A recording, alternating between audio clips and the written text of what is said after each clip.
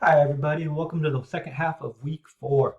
I'm feeling really optimistic. The weather's clearing up, the smoke is clearing up a little bit. We can breathe outside. The Socratic seminars are basically over. I want to thank everybody for all of the hard work that you did, that you put into the Socratic Fishbowl seminars.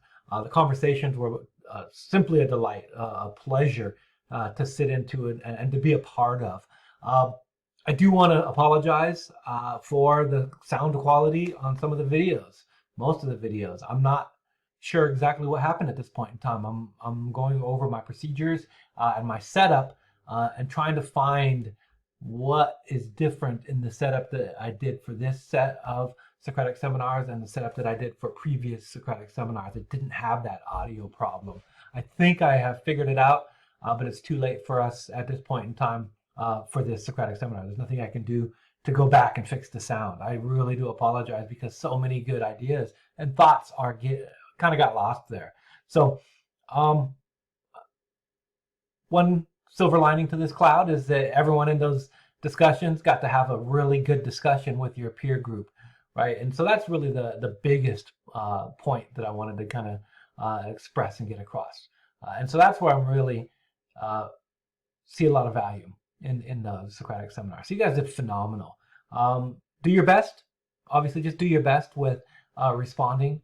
I'm gonna give everybody full credit who does respond. So just do your best and get up on the discussion boards and look at some of the really good PowerPoints that people were putting up, and really just do whatever we can, right? And I'm gonna recognize your work ethics, and I'm gonna reward you for those, right? No sense for you suffering from my mistakes. So we'll make it work, okay? I do want to kind of draw your attention to 2 pages I've opened up.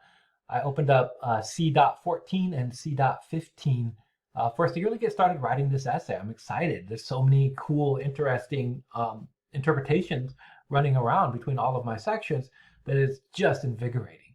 So here, go ahead and check out the reflection. You're familiar with a number of these different secondary sources, whether from the PowerPoints or the presentations or from your own reading, right? You know about a few of them. So I want you to compose a short reflection about how you can apply any one of the articles, even if you can think of 2 or 3 ways to apply the articles to Econo City, Econo Motel Ocean City. That's going to really start to help building your analytical application when it comes to writing the essay. So that's what this is. This is kind of a dry run of applying secondary sources to help you explain the primary source. So just explain how the concepts discussed in one of those secondary sources might help you explain what's happening in a very specific moments in the poem. So find lines or language from the poem and show how something in the secondary source helps you understand it in a deeper, more profound way. Okay. Of course, no right or wrong answer. So use this space to explore those connections and ideas, right? The next page I have it open up is getting into the Econo City, Econo Motel Ocean City rough draft. So here's the rough draft prompt, and it's got a few things kind of going on here. But basically, what I'm asking you to do is tell us, what does Econo Motel Ocean City say to you about a woman's experience in the contemporary world, right?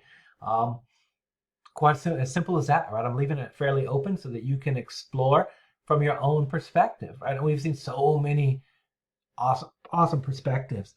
All right, so just continue utilizing those and think about your rough draft, right? So overall, this essay is going to be fairly short, about 1,000 words, typed and double spaced, right? Because of some of the difficulties with Socratic seminars, I'm only going to require that you use at least one secondary source to help you make sense of that primary source. You can use more if you want, but you're only going to be required to do one. Keep an eye on the thesis statement, right? We want to make sure that you answer that question directly, and we're going to do a thesis statement workshop early on next week. So we're going to work together to build that. And so here I've got some of the resources and kind of some ideas to kind of think about as you're putting this essay together. Okay, so any questions, be sure to drop by my office hours, standard office hours this week and next. responding to emails. You can use Pronto, whatever works for you to get a hold of me, and we will talk about the next essay. We'll kind of jump into it. All right. So thanks a bunch. Talk soon.